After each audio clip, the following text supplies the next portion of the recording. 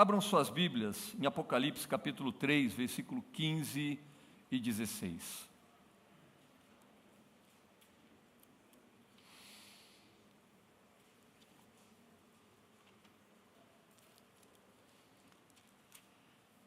Apocalipse capítulo 3, versículos 15 a 16.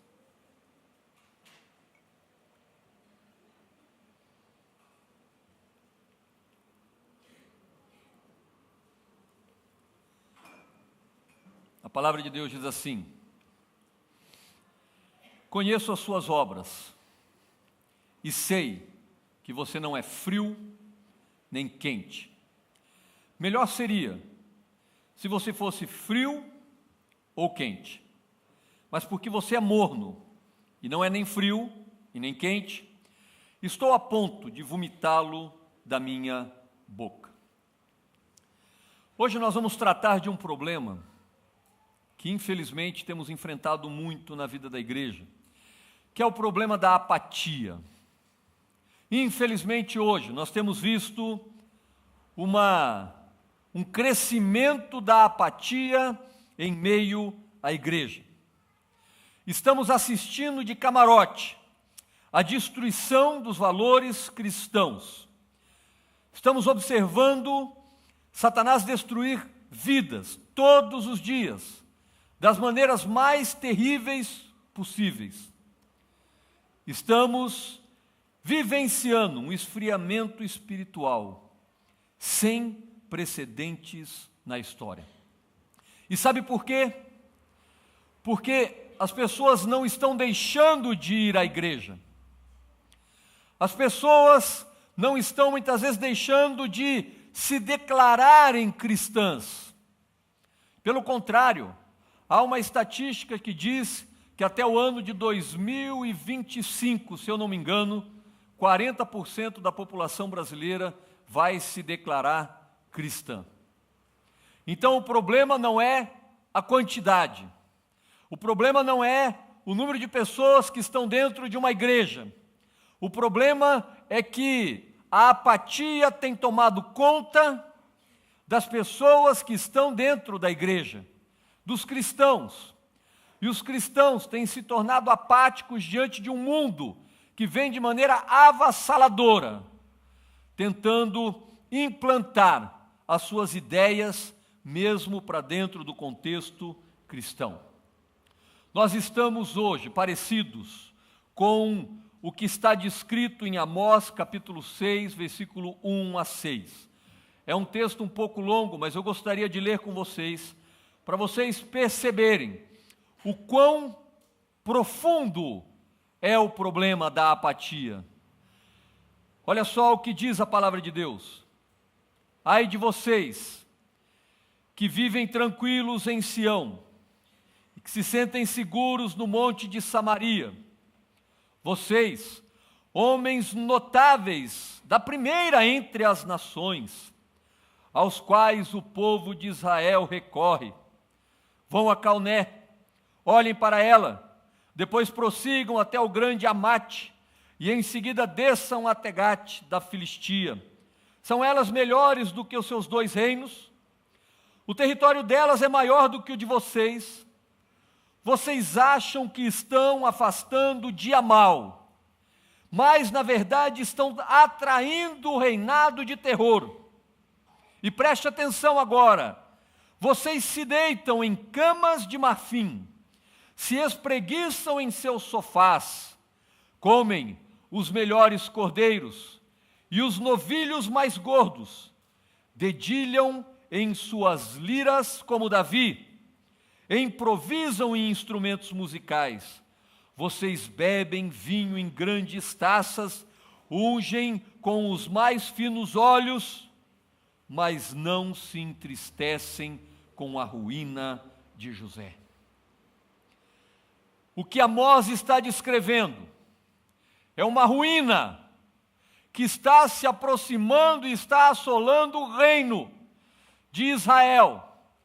Mas eles estão tão tranquilos que eles acham que não serão punidos, que eles acham que o reinado de terror não chegará até eles, que eles acham que o juízo não se manifestará sobre suas vidas.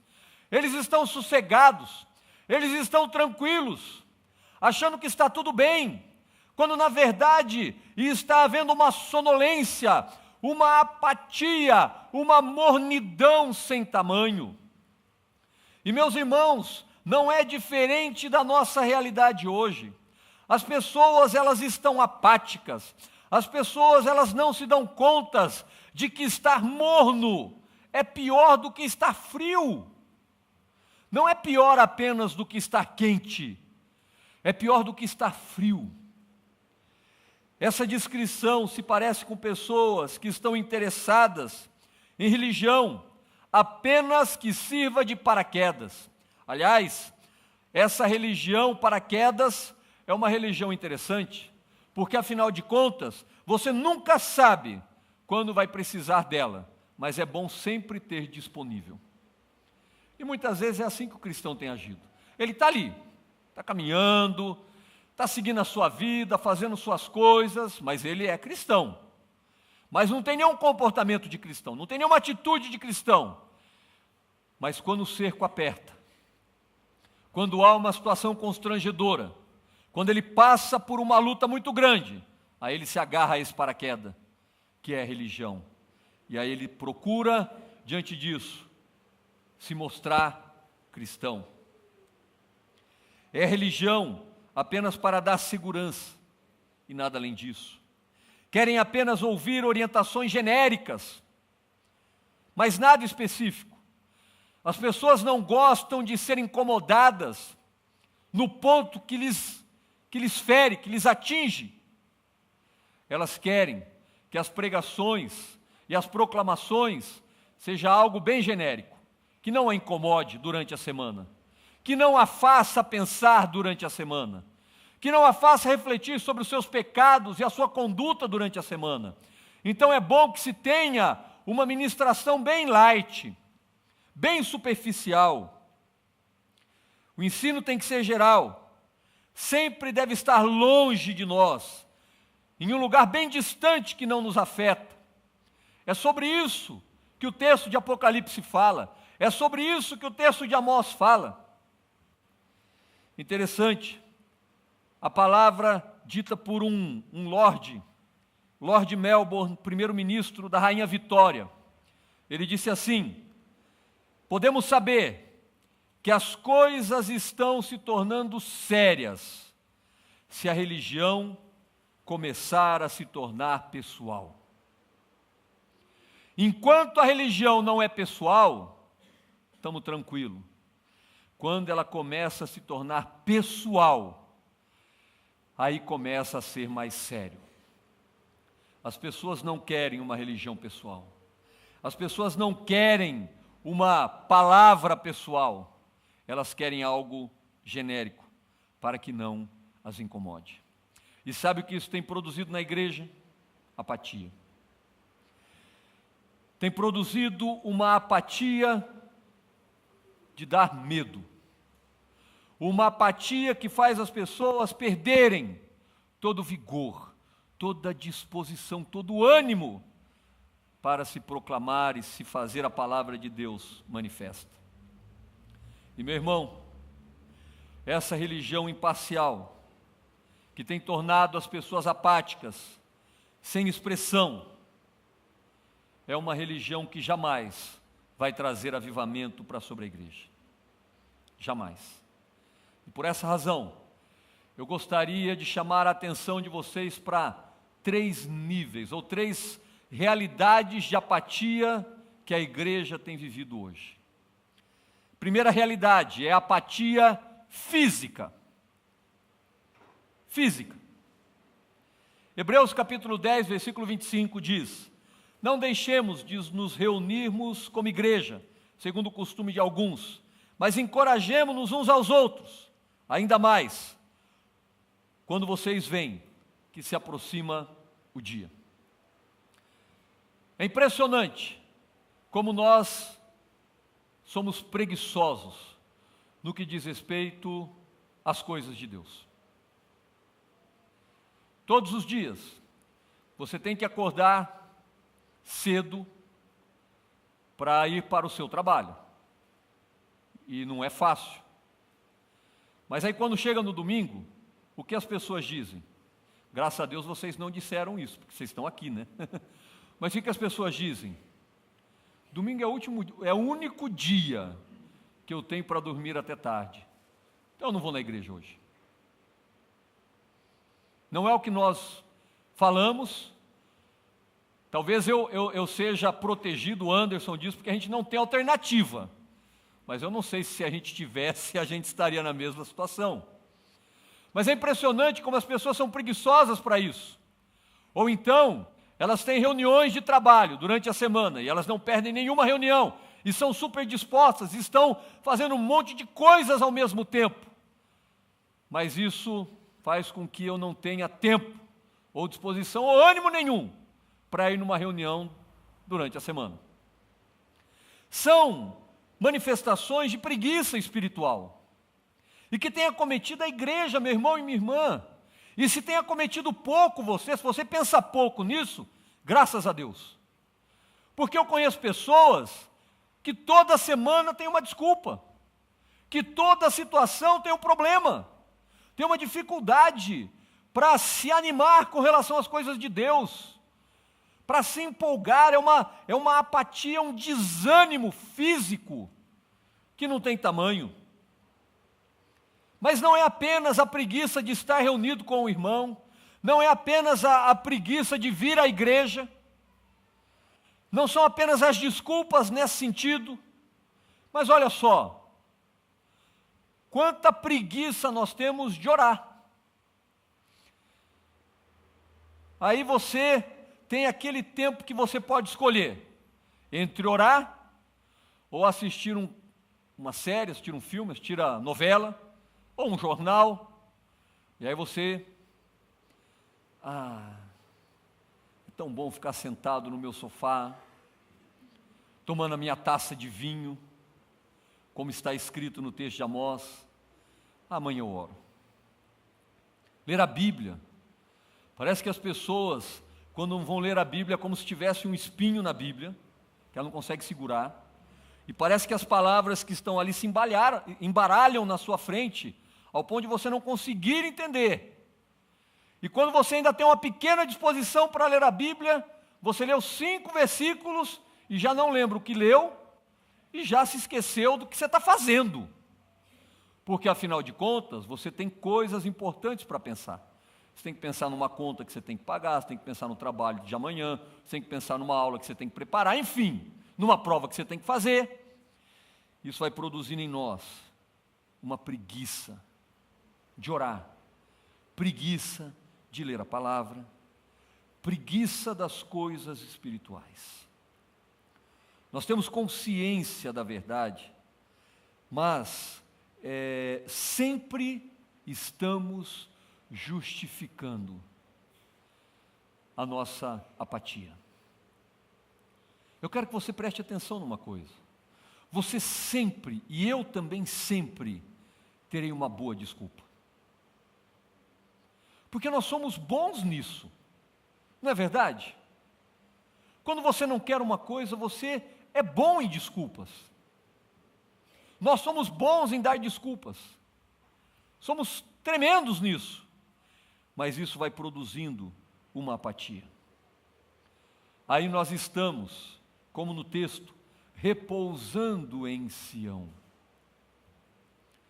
Estamos lá, deixando a vida nos levar, como ela quer, e não temos a disposição de nos esforçarmos para fazer aquilo que glorifica a Deus.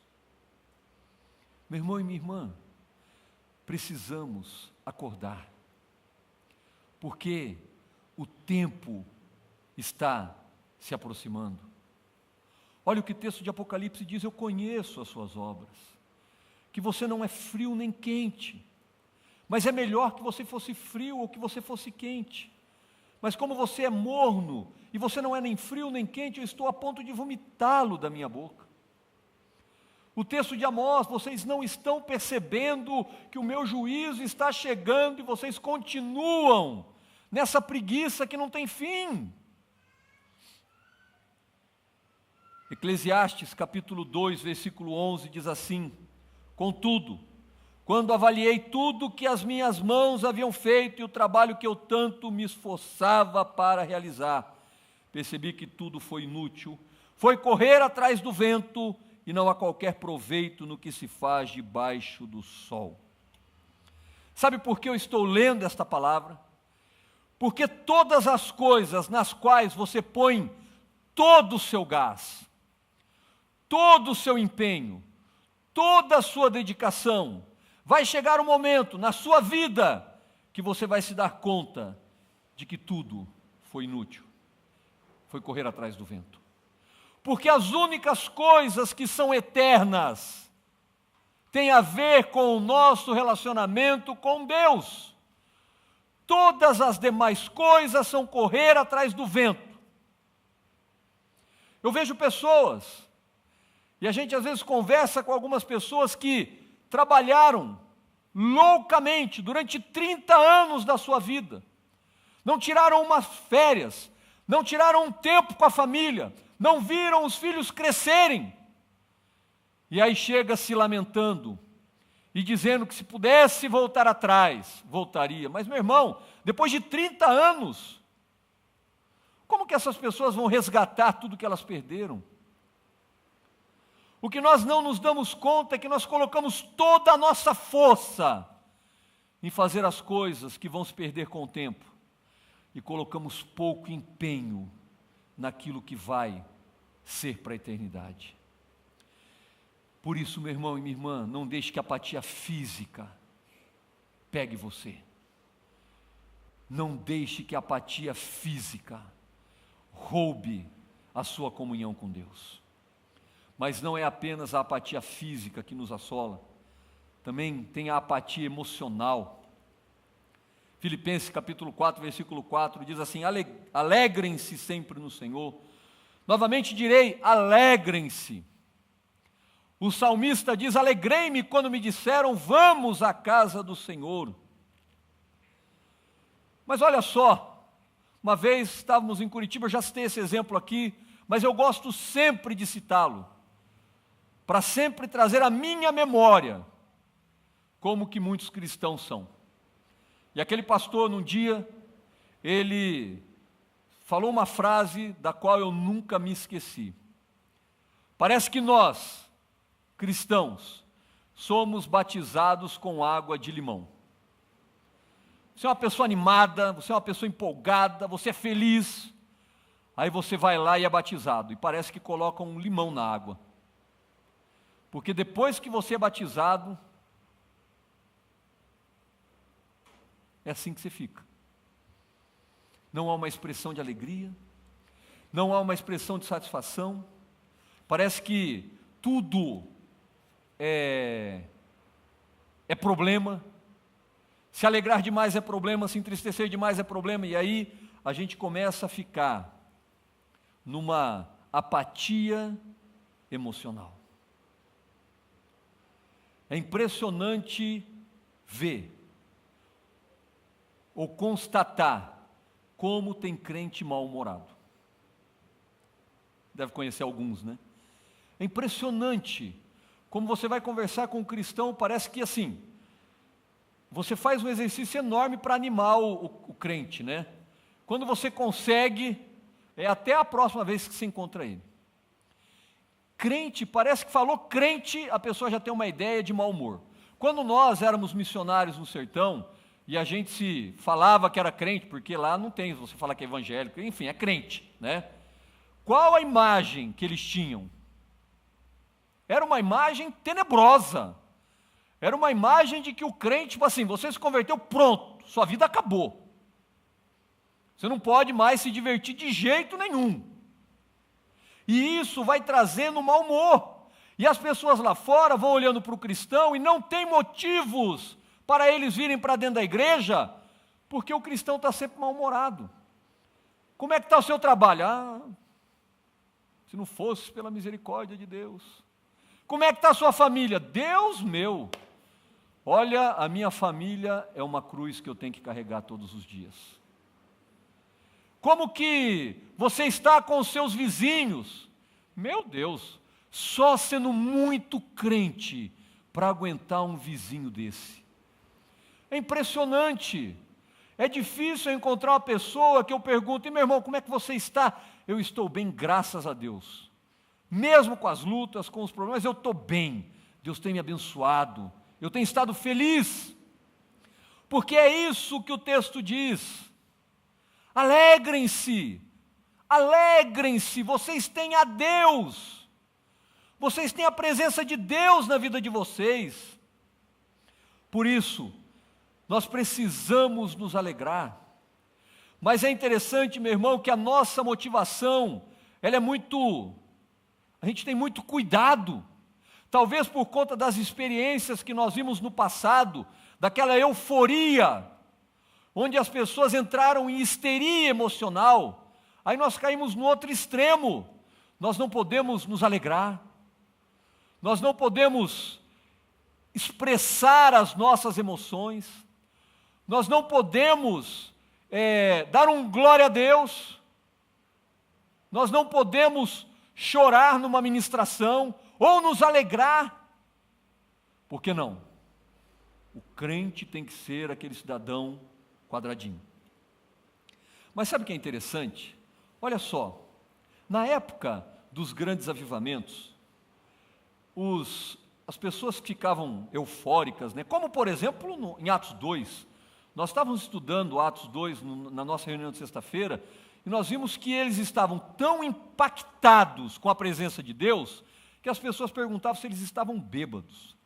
Se isso estivesse acontecendo aqui, provavelmente que os nossos diáconos aqui eles são mais tranquilos, senão eles iam tirar da igreja e falar assim: você está bêbado, sai daqui. Porque não existe a possibilidade, ou nós não deixamos que haja a possibilidade de que seja o Espírito Santo que esteja fazendo isso. Mas olha só, George Whitefield tinha que responder constantemente por que se entusiasmava tanto nas suas pregações. Mas o mais interessante foi a mãe de John Wesley. John Wesley, um grande homem de Deus, que viveu na Inglaterra há alguns séculos atrás, e foi o responsável pelo avivamento que transformou a Inglaterra.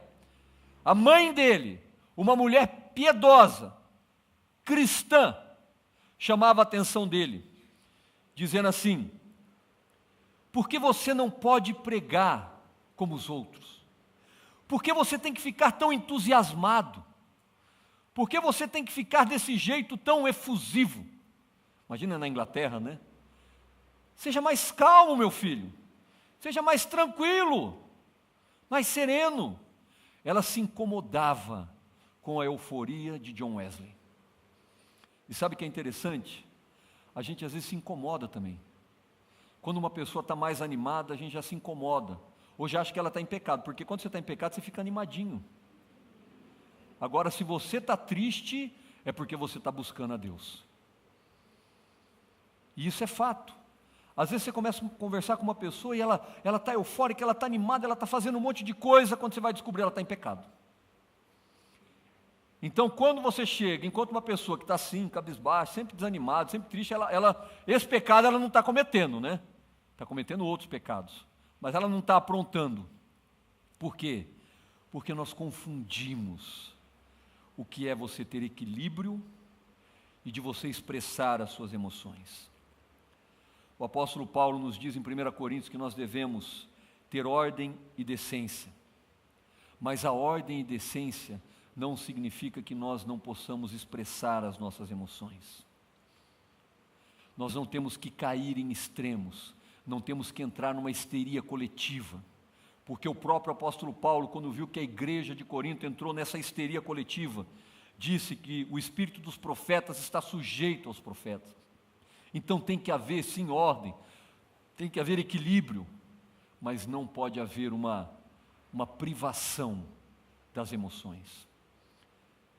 Meu irmão, Jesus era emocional.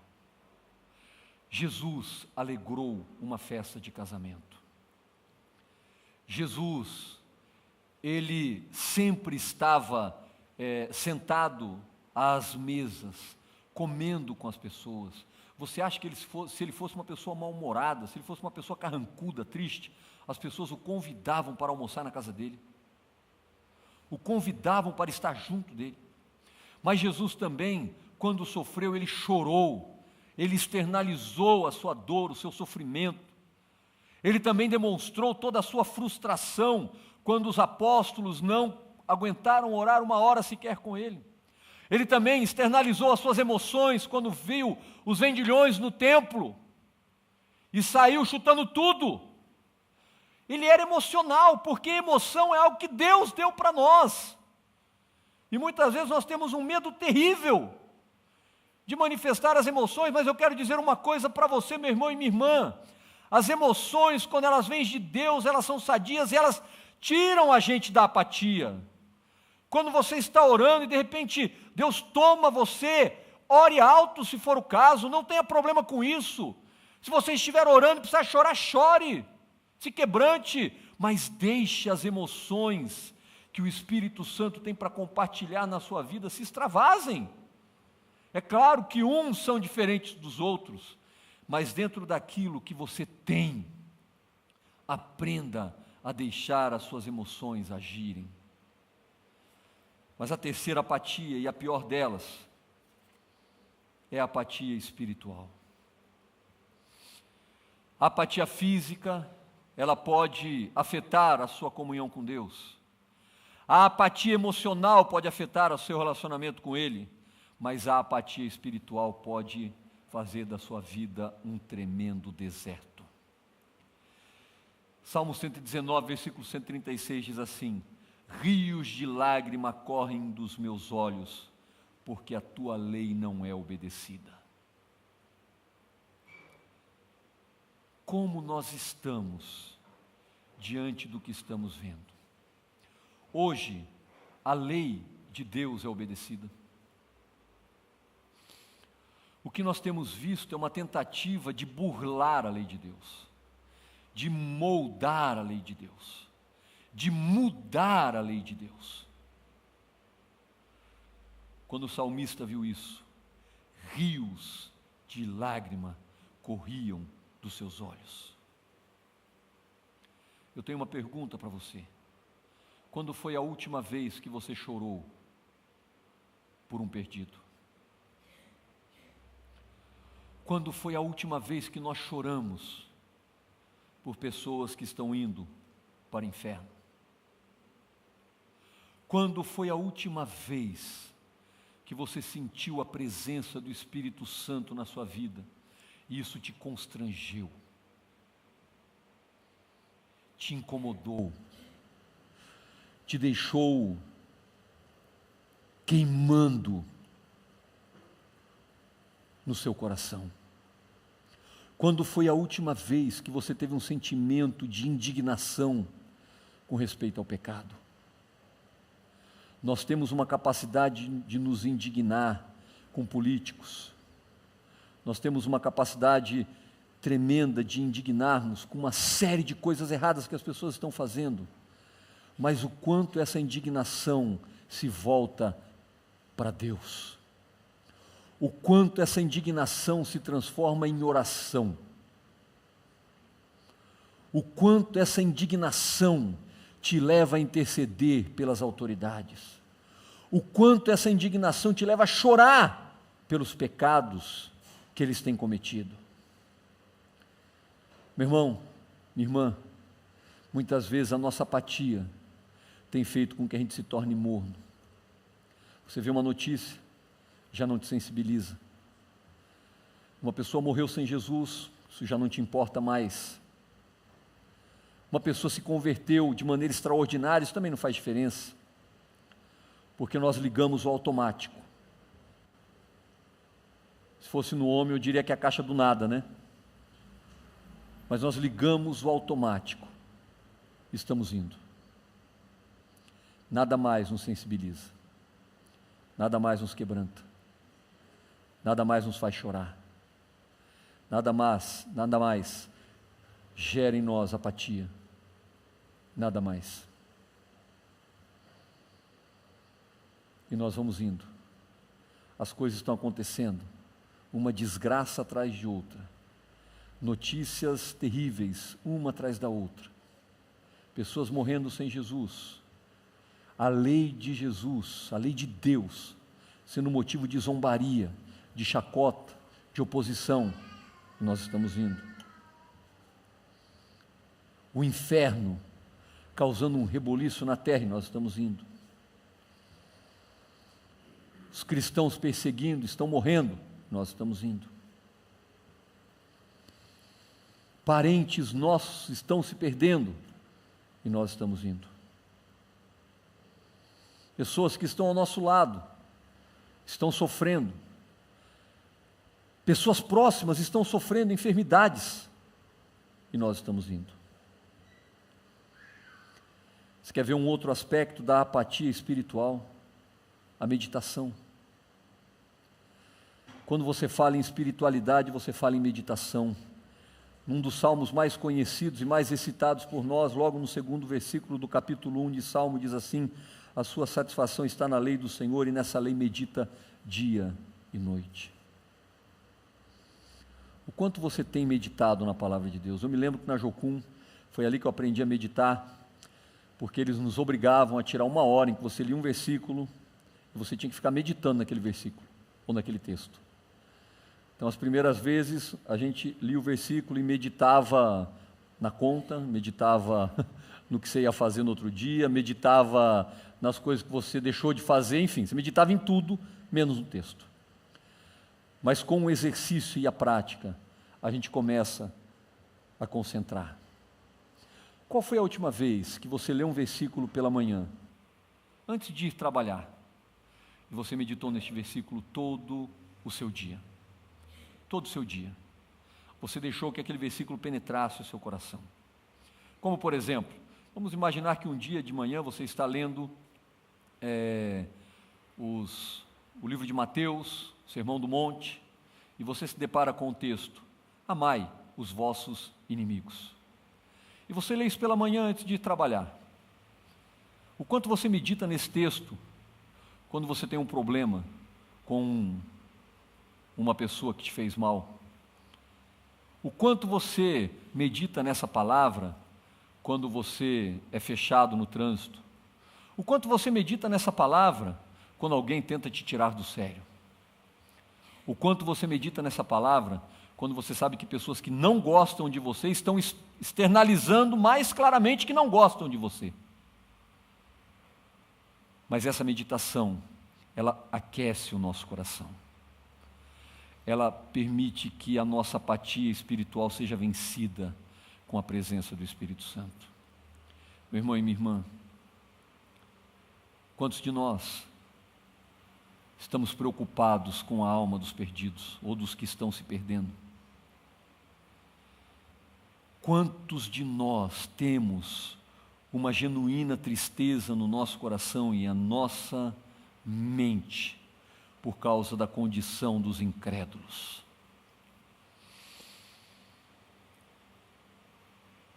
Quantos de nós temos derramado rios de lágrima porque a lei do Senhor não está sendo obedecida? Meu irmão e minha irmã, hoje as pessoas ignoram a palavra de Deus. Elas blasfemam contra Deus, blasfemam contra o seu ungido, profanam o que Ele santifica. Mas isso acaba retratando o tamanho da apatia na qual nos encontramos, porque nós estamos indo. Eu quero concluir. Hoje, nós nos contentamos com um conhecimento muito superficial e preliminar de Deus. E satisfeitos com isso, nós passamos a nossa vida ocupados com um ativismo. Nós estamos ocupados com as atividades, nós estamos ocupados em fazer uma série de coisas, mas estamos nos tornando apáticos. Precisamos sair dessa apatia. Precisamos sair da apatia física, espiritual e emocional. Eu quero ler uma frase, concluir com uma frase que eu li num livro que eu estou estudando. E essa frase fala da oração e da maneira como a oração ela produz, ou tira, ou arranca essa apatia das nossas vidas. E essa frase diz assim: a verdadeira oração só é possível quando homens e mulheres têm consciência de Deus, quando sabem o que é experimentar a presença do Deus Santo, quando começam a ter zelo por seu santo nome e por sua causa, e sentem uma compaixão pelas almas perdidas. Nessa hora, nesse momento, estamos prontos para orar e ver o derramar de Deus sobre a sua igreja. Sabe quando o avivamento virá? Sabe quando seremos despertados? Sabe quando a nossa oração causará impacto? Quando nós tivermos consciência de Deus, quando nós experimentarmos a presença dEle, quando nós tivermos zelo por sua obra, quando nós tivermos zelo pela sua causa e quando nós tivermos compaixão das almas perdidas. Nessa hora o Espírito Santo será derramado sobre nós e nós faremos diferença através das nossas vidas e na pregação da palavra por meu intermédio e por seu intermédio. Meu irmão e minha irmã, saia da apatia, não seja morno, seja quente, também não seja frio, não é a melhor escolha. O anjo da igreja não estava dizendo que não, é melhor você ser frio. Não, o que ele estava dizendo é o seguinte: você precisa ser quente, porque o frio não está se enganando, o morno está. Então seja quente, e com certeza Deus vai agir através da sua vida.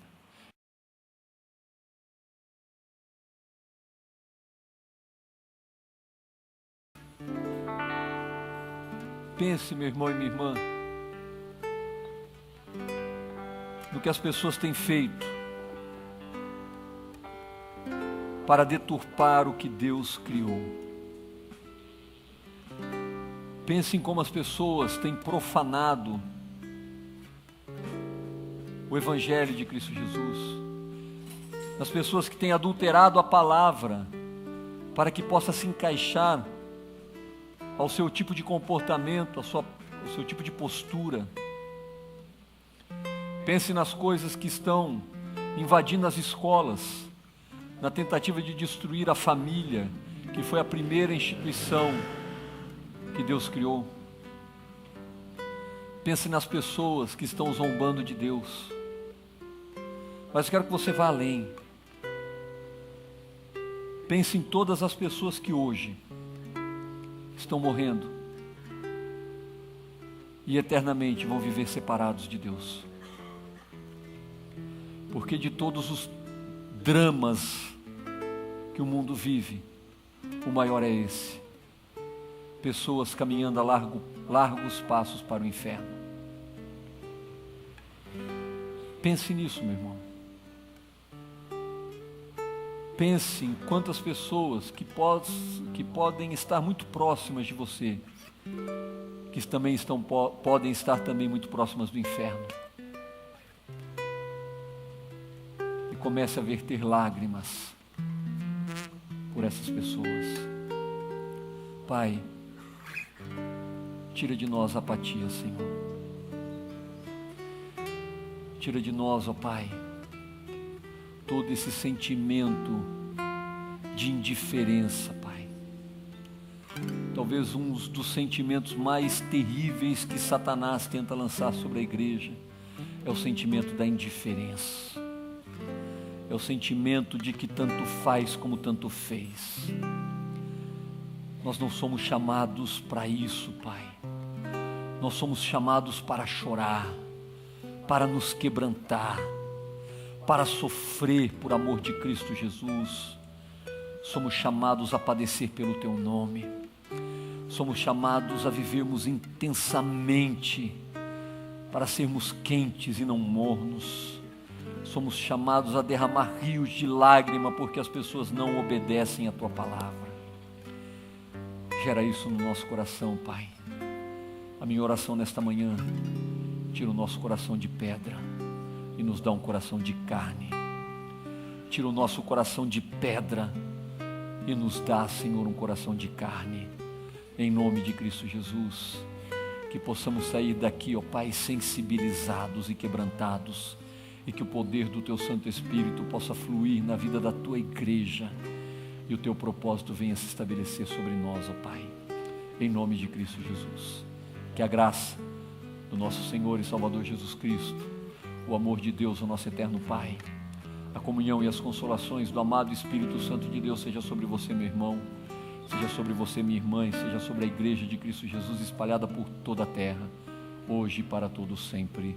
Amém.